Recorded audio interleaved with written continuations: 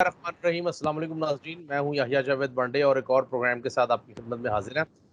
नाज़रीन, बड़ी अहम और इम्पोर्टेंट आज न्यूज़ है, इसके ऊपर बात करेंगे। सबसे पहले तो मुनारिफ अरकान को जो है वो डीसीट कर दिया गया, इसके ऊपर बात करेंगे कितना इम्पोर्टेंट फैसला था।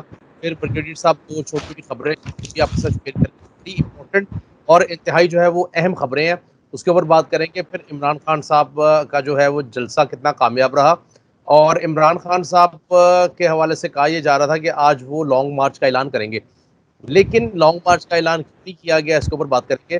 और साथ ही साथ जो है वो जो तर्जुमान है बेसिकली इस इम्पोर्टेड हुकूमत की, मरियम औरंगजेब साहिबा, उनके हवाले से ब्रिगेडियर साहब के बाद दो तीन चीज़ें हैं वो भी शेयर करेंगे। सर अस्सलाम वालेकुम।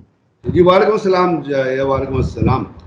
पहले तो पाकिस्तानियों के लिए एक अच्छी खबर आज है, वो हम उन तक पहुँचाना चाहेंगे जो पाकिस्तान के दिफा से ताल्लुक़ रखती है, पाकिस्तान की आर्म फोर्सेस से ताल्लुक़ रखती है, कि आज कराची में पाकिस्तान टर्की के ताउन से 4 जहाज़ बना रहा था।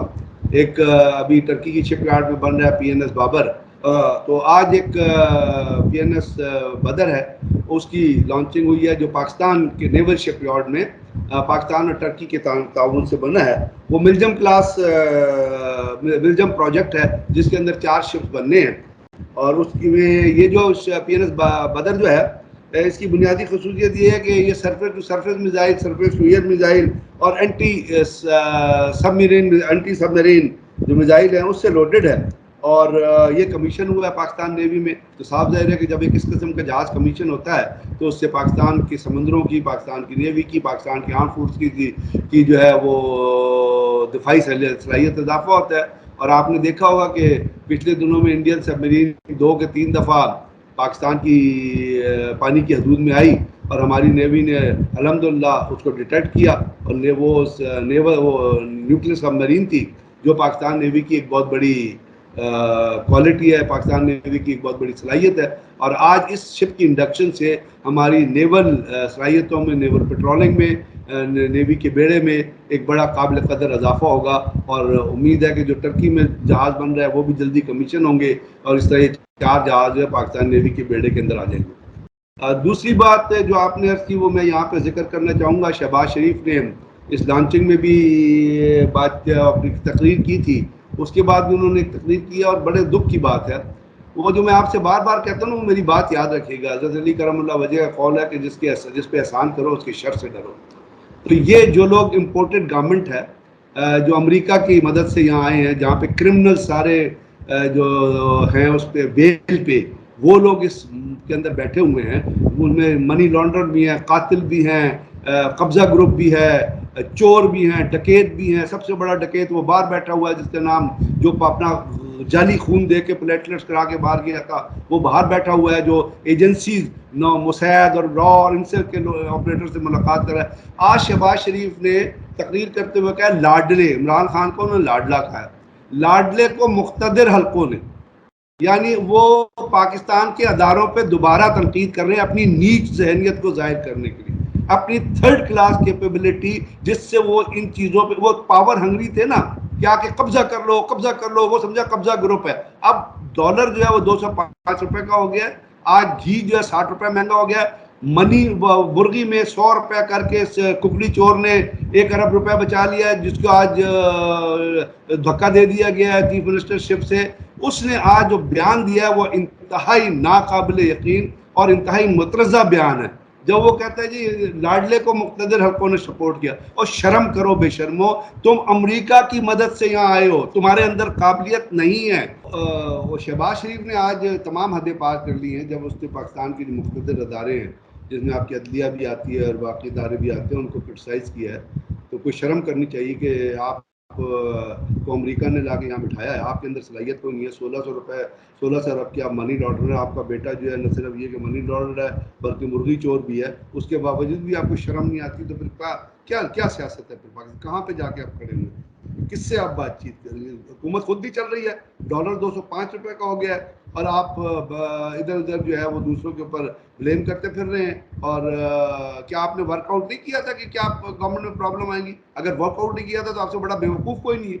जिस वक्त आपको कहा जा रहा था कि हुकूमत ने, आपको नहीं पता था क्या कंडीशन है, तो नहीं लेनी थी ना हुकूमत। हमने तो नहीं कहा था, आपने हमारे ऊपर एहसान किया, आपने तो हमारे पर बोझ डाला है, आप हमारी तकलीफ है, आप चोर हैं, आप मनी लॉन्ड्रर हैं।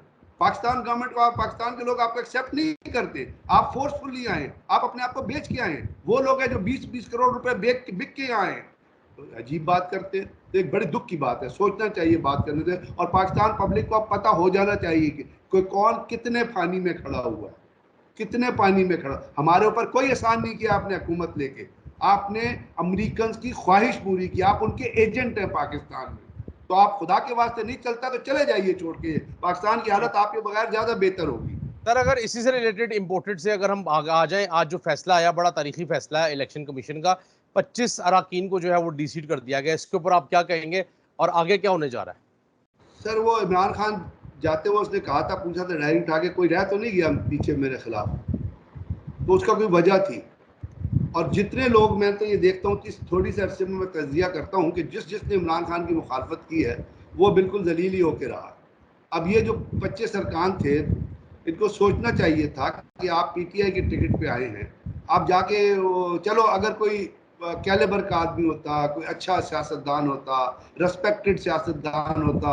ये हमजा शहबाज जो वो आयशा आहत के केस में क्या हुआ था, आपको याद है क्या हुआ था?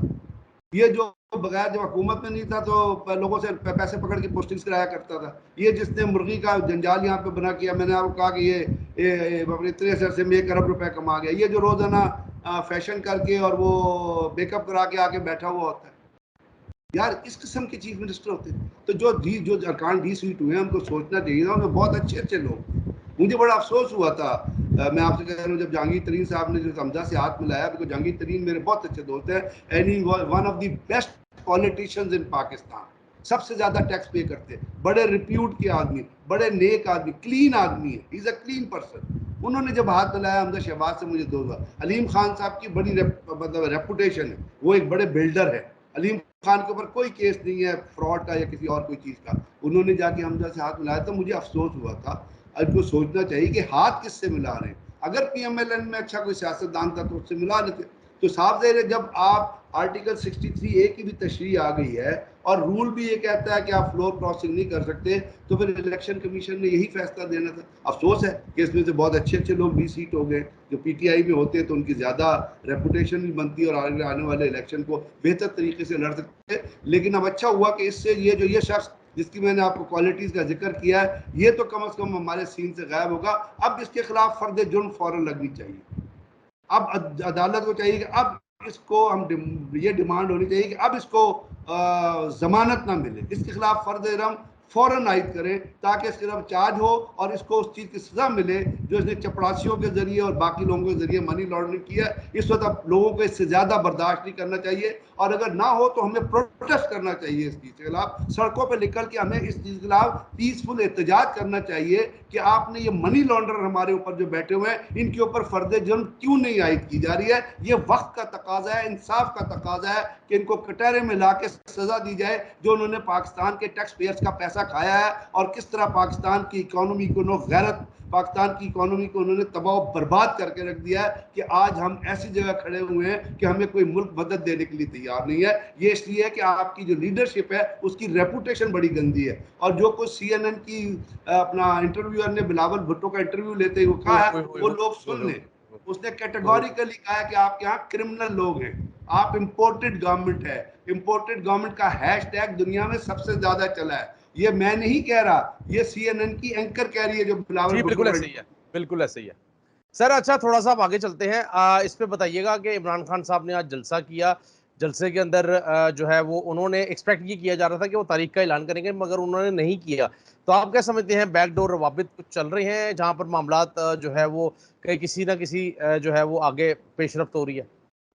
जी भैया मुझे लग तो यही रहा है कि बैकडोर से कुछ बातें हो रही है, और कुछ चीज़ों की जो है वो शवाहिद हमने पहले भी जिक्र किया है। कुछ लोग आए हैं, कुछ अपना जहांगीर तरीन अपना हमारी अख्तर से हवाले से बात हुई, एजाज उल हक साहब के हवाले से बात हुई, रफ़ी शेख साहब सुने आए हैं, कोई केयर टेकर सेटअप की भी बात हो रही है।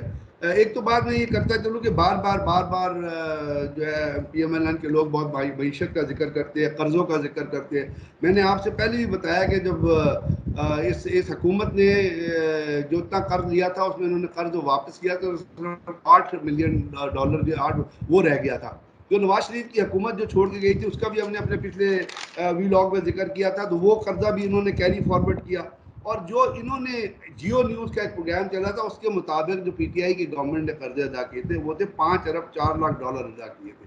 उसमें 4 अरब 20 करोड़ डॉलर असली असल कर्जा था, 84 अरब रुपए सूद था, और इसमें से आईएमएफ को 58.5 करोड़ 58.2, और अपना एडीबी को जो है वो 51.5 करोड़ रुपीस, और वर्ल्ड बैंक को जो है 48 करोड़ डॉलर जो है वो अदा किए गए थे। ये पीटीआई के गवर्नमेंट ने अदा करके थे। इसके अलावा जो है वो 1 अरब 20 करोड़ रुपए की बॉन्ड्स की अदायगी की गई थी।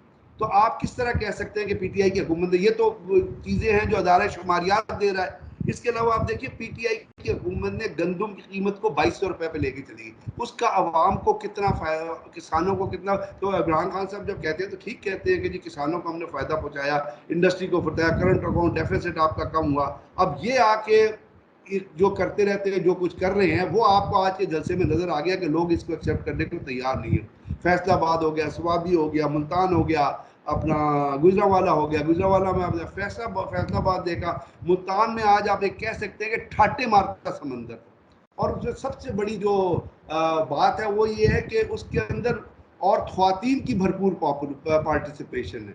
उम्र के किसी हिस्से की कैद नहीं है जो पार्टिसिपेशन। बहुत एजिड लोग आ रहे हैं जो पैसे, पहले मैंने आपसे जिक्र किया था, इन जलसों में अर्बन का रूरल पॉपुलेशन का तनासुब जो है वो मिक्स हो गया है। कहा जाता था कि इमरान खान के जलसों को मम्मी डैडी के टाइप के लोग या पढ़े लिखे लोग या ऊपर वाली उसके अपना इलीट किस्म के लोग सपोर्ट करते हैं। आज अब जलसों में पार्टिसिपेशन देखें तो आपको एक अपना 60% से ज़्यादा पार्टिसिपेशन जो है वो रूरल पॉपुलेशन की नजर आती है। इसके साथ इस्लामाबाद में भी जलसा हो रहा था, नवाबशाह में जलसा हो रहा था। नवाबशाह में इमरान खान की तकरीर सुनी जा रही थी, जो जरदारी का हॉट बेड है, जो जरदारी जहाँ पे रहने वाला है उसका बेड़ा गर्क किया उसने नवाबशाह का, जिस तरह वो कभी वहाँ जाके देख लीजिएगा। खैरपुर का जिस तरह बेड़ा गर्क किया पुराने चीफ मिनिस्टर साई ने, वो कभी जाके, लाड़काना में जो तबाही हुई है, लाड़काना में जो पैसा नहीं लगा, लाड़काना का जो डेवलपमेंट बजट खाया पीपी ने, वो कभी जाके देख लीजिएगा। असल में बांडे बात यह है कि लीडरशिप का बहुत फर्क होता है। जो लीडरशिप है ना वो काउंट करती है। मैं अपने सुनने वालों के लिए एक प्रैक्टिकल वाकया बयान करना चाहता हूँ ताकि उनको लीडरशिप का फर्क नजर आए कि इमरान खान और पुरानी जो क़यादत थी उसमें फ़र्क क्या है। आपको पता है कि पाकिस्तान एक 1999 में पाकिस्तान नेवी के एक जहाज़ को टारगेट किया गया था रन ऑफ कच्छ के ऊपर। इंडियन मिराज पाकिस्तान नेवी का जहाज़ था अटलांटिक, वो पेट्रोलिंग कर रहा था रन ऑफ कच्छ रन के इलाके में अपनी बॉर्डर की तरफ, क्योंकि नेवी के जहाज पेट्रोलिंग करते रहते हैं, देखते रहते हैं कि भाई कोई वायलेशंस तो नहीं हो रही। तो वो एक नॉर्मल पेट्रोलिंग मिशन पे था। बड़ा एक्सपेंसिव फ्रेंच एयरक्राफ्ट था, अटलांटिक उसका नाम था। तो उसको बगैर किसी प्रोवोकेशन के इंडिया ने टारगेट किया। एक इंडिया का बिग तैयारा था, उसने उसको टारगेट किया, जिससे हमारा नेवी का वो जहाज तबाह हो गया और वो पाकिस्तान के इलाके के अंदर गिरा। उसमें 16 नेवी के बड़े आला और बड़े क्वालिफाइड किस्म के सेलर और ऑफिसर थे जो शहीद हो गए, जो सर्वेलेंस मिशन को कंट्रोल करते हैं। 5 ऑफिसर थे और 11 नेवी के अदर रैंक्स थे, वो शहीद हो गए। अब जब ये वाकया हुआ तो पाकिस्तान नेवी ने, आर्मी ने, वो रिटेलिएट करना चाहते थे कि जी हम भी इसका बदला लें। तो नवाज शरीफ साहब प्राइम मिनिस्टर थे, उन्होंने कहा नहीं नहीं नहीं नहीं नहीं नहीं, कोई बदला नहीं लेना, हम इस केस को इंटरनेशनल कोर्ट ऑफ जस्टिस में लेके जाएंगे सोल्यूशन के लिए। आप इस केस को इंटरनेशनल कोर्ट ऑफ जस्टिस में वो लेके गए। इंटरनेशनल कोर्ट ऑफ जस्टिस की जो है उसमें जाके इंटरनेशनल कोर्ट ऑफ जस्टिस ने, ये फरवरी में वाकया होता, तो 21 सितंबर को इंटरनेशनल कोर्ट ऑफ जस्टिस ने फैसला दिया और उन्होंने कहा कि ये वाकया हमारे दायरे इख्तियार में आता ही नहीं, हम इसके ऊपर कोई सुनवाई कर ही नहीं सकते। और उस वक्त तक पाकिस्तान के 25 मिलियन रुपए 25 मिलियन रुपीस खर्च हो गए थे केस लड़ने में। ये थी नवाज शरीफ की क़यादत कि उसने रिटेलिएट करने से इनकार कर दिया, उसने कोई बदला लेने से इनकार कर दिया। अब आपको याद है बालाकोट में जो कुछ हुआ था 26 फरवरी 2019 को, ये 10 अगस्त 1999 को ये नेवी का वाकया हुआ था, नेवी जहाज को मारा था 10 अगस्त 1999 को। 26 फरवरी 2019 को इंडियन ने बालाकोट पे क्रॉस किया और एक स्टैंड ऑफ डिस्टेंस से उन्होंने बम फेंके जिससे एक कौवा मर गया पाकिस्तान के इलाके में। तो इमरान खान ने क्या कहा था, आसिफ गफूर साहब टेलीविजन चैनल पे आए, इमरान खान प्राइम मिनिस्टर थे, आसिफ गफूर साहब ने कहा वी विल रिटेलिएट, हम बदला लेंगे अपने अपने चुने हुए वक्त पे और अपने चुने हुए टारगेट पे। और इमरान खान ने उसकी इजाजत दी। और इमरान खान उससे पहले कह चुके थे कि अगर किसी ने हमारी तरफ आंख उठा के देखा तो हम उसको उसके दांत खट्टे कर देंगे, उसी जबान में उसको जवाब देंगे। तो अल्हम्दुलिल्लाह पाकिस्तान ने उन्होंने कहा था, उनके बड़े तारीखी अल्फाज हैं, we will surprise you, we will surprise you. तो पाकिस्तान ने रिटेलिएट किया और आपने देखा दिन दहाड़े 10 बजे रिटेलिएट किया। इंडिया के 2 जहाज मारे, एक जहाज अभिनंदन के समेत हमारे यहाँ गिरा, एक SU-7 इंडिया में गिरा, हमारे यहाँ जहाज गिरा, फिर हमने पायलट को वापस किया। और इस कंफ्यूजन में इंडियन एयरफोर्स ने अपना ही हेलीकॉप्टर अपने ही कश्मीर के अंदर टारगेट किया, जिसके अंदर उनके 16 लोग मारे गए। तो ये होता है लीडरशिप का फर्क और ये होता है फैसलों का। जहां कावर्ड और पैसिव लीडरशिप होगी वो कौम को बदनाम करेगी, जहां प्रोएक्टिव और बोल्ड लीडरशिप होगी वो कौम को ऊपर लेके जाएगी, कौम की इज्जत होगी। जब बालाकोट का वाकया होगा तो दुनिया के तमाम अखबारों में ये खबरें छपी कि पाकिस्तान ने एक इज्जत से बदला ले लिया। एक इंडिया, जब राफेल तैयारे आए ना, तो वो इंडिया का एक क्रिकेटर है गौतम गंभीर, उसने ट्वीट किया कि हमारे पास फ्लाइंग मशीन आ गई है। तो एक ऑस्ट्रेलियन क्रिकेटर है, उसने ट्वीट बैक किया था कि इनको संभाल के रखना, इनका रुख पाकिस्तान की तरफ ना करना, अदरवाइज इनको सबक सीखना पड़ जाएगा। ये होता है आज यही लीडरशिप है इमरान खान की, जब वो कहता है कि हम अमेरिका के गुलाम नहीं हैं। अच्छा और सर, ये बताएं, गुलाम नहीं है, आज हम बिल्कुल, अमेरिका हाँ के जी, गुलाम आज नहीं है। अमेरिका की वजह से हमने 80,000 सिविलियन शहीद कराए हैं, 6,000 फौजी शहीद और आज तक शहीद हो रहे हैं। और अमेरिका की CIA जो है उन दहशतगर्द ग्रुपों की मदद कर रही है। अमेरिका की CIA ने तहरीक तालिबान को पाकिस्तान में क्रिएट किया था, उनको फंड्स दिए थे, टेक्नोलॉजी दी थी। ISIS से लेकर D30 ब्रिगेड तक जितनी दहशतगर्द तंजीमें हैं वो सब पे CIA के सिग्नेचर है।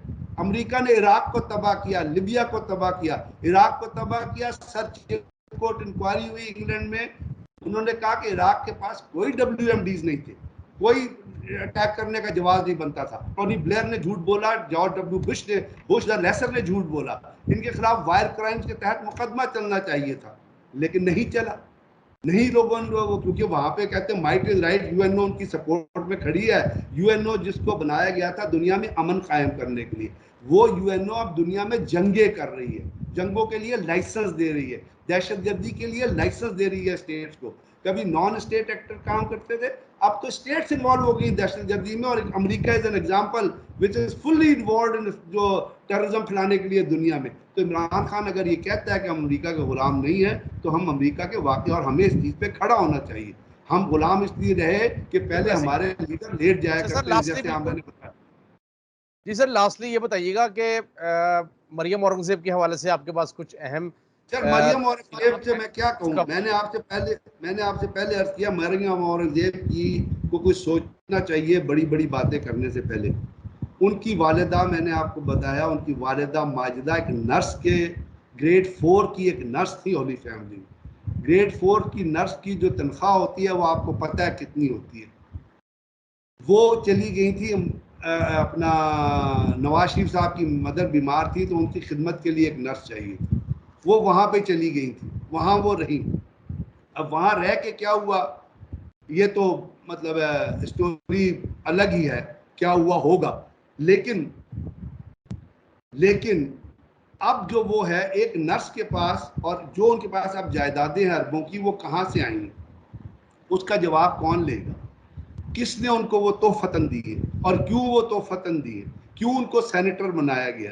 क्या एक नर्स की इतना मेंटल विजन है कि वो सेनेटर बन के कानून साजी करे? यही तो पाकिस्तान की अदारों के ऊपर सबसे बड़ा दुख, यही तो जर पहुंचाई जाती है। आप जब अदारों को कमजोर करते हैं तो ना अहल लोगों को नदारों में लगा देते, ना आकबत अंदेश लोगों को नदारों में लगाते, क्रिमिनल्स को नदारों में लगा देते, ऐसे शख्स को लगा। अब वो नर्स क्या करेगी सेनेटर बन के? उसकी कोई अकल है? उसके अंदर कोई सोच है? मरियम नवाज बात करती है, मरियम औरंगजेब बात करती है कि हमने इम्पोर्टेड आदों पर चीज़ों पे पाबंदी लगा दी। खुद वो वहाँ अपना क्या कहते हैं आती है तो वो जनाब BMW 5 BMW 5 में बैठ के वो आती हैं। रोलेक्स की घड़ी उन्होंने हजारों डॉलर की पहनी होती है। जिम्मी चू का उन्होंने जो है वो जूता पहना होता है जिसकी कीमत निकाल के रखे 13,000 से 20,000 डॉलर तक कीमत आपको मिलेगी। वो मार्क जैकब्स का बैग लेके चल रही होती है, उसकी कभी कीमत चेक कर ले कि ये जो रोलेक्स घड़ी है, ये जो जिम्मी चू के शूज हैं, ये जो मार्क जैकब का बैग है, ये जो लेके चल रही है, ये कहाँ से आया? आपने पैसा कहाँ से कमाया? किस तरह आपने अरबों की, और आप आके जनाब इमरान खान से कंटेस्ट कर रही है जो एक वर्ल्ड क्लास प्लेयर है, और आप कह रही है कि जी लग्जरी आइटम पे हमने पाबंदी लगा दी। आप मुझे बताइए किसको धोखा दे दी है हुकूमत? लग्जरी आइटम कौन यूज करता है बांडे?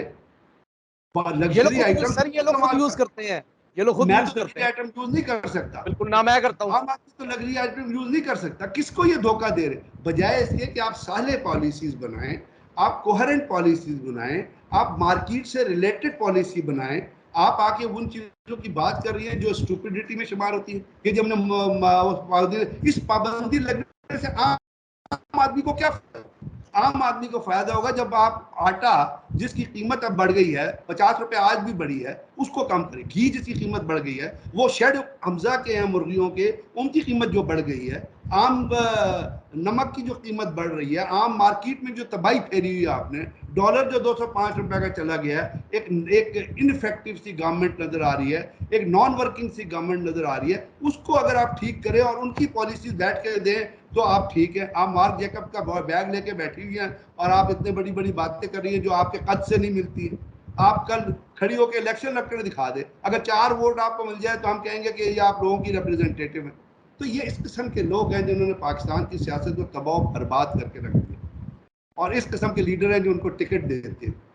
तभी पाकिस्तान की सियासत में कांस्टेंट सवाल है। मैंने आपसे पहले भी अर्ज किया था कि एक चोर जो होता है ना, वो आपकी जेब से चोरी करता है, आपको नुकसान पहुंचाता है।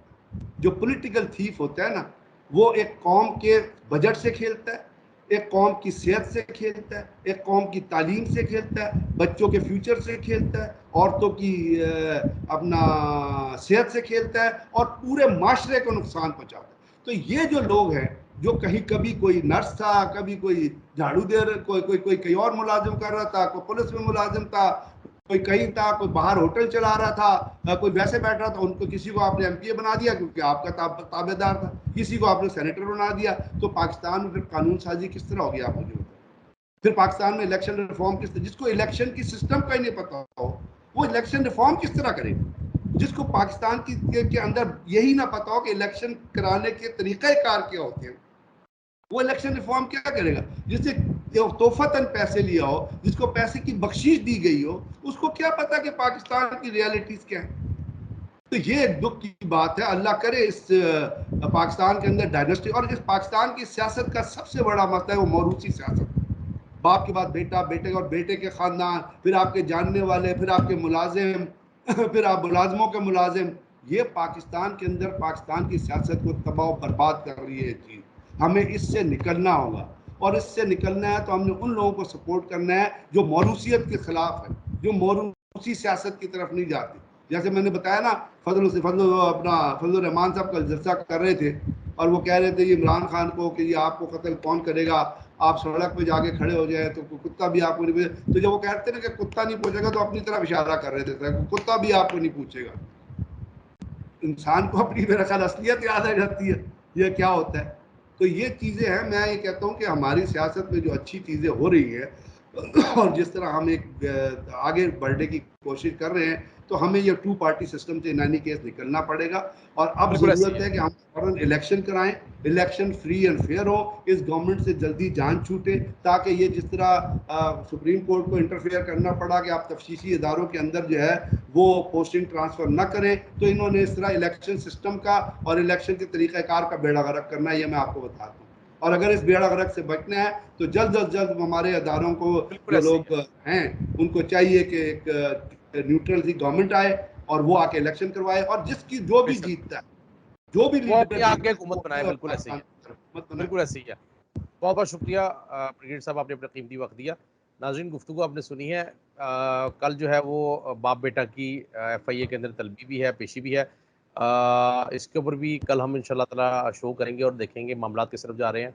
फर्दर जुर्म आयद होने का मामला भी है शहबाज शरीफ के ऊपर और बाप बेटा के ऊपर। देखिए तो अब चांस नहीं है, अब फर्द जुर्म आयद होनी चाहिए। पाकिस्तान पब्लिक का ये मुतालबा है कि आप फर्द जुर्म आयद करें, केस चलाएं। अगर केस से बरी हो जाए तो और चीज़ है, लेकिन फर्द जुर्म आयद करना इस वक्त का तकाजा है, पाकिस्तान के लोगों की डिमांड है, और इंसाफ का बहुत बड़ा तकाजा है कि आप बिल्कुल फर्द ऐसे ही है। जुर्म आयद करें। कोई इलिटिज्म पाकिस्तान की सियासत के अंदर, पाकिस्तान के बिल्कुल इंसाफ के अंदर आएगा तो वो आम आदमी को नुकसान पहुंचाता है। बिल्कुल ऐसे ही है। बहुत बहुत शुक्रिया, आपने अपना कीमती वक्त दिया। नाजरीन, मुझे दीजिए इजाज़त, आपसे मुलाकात होगी इंशाल्लाह अगली नशिस्त में, तब तक के लिए अल्लाह।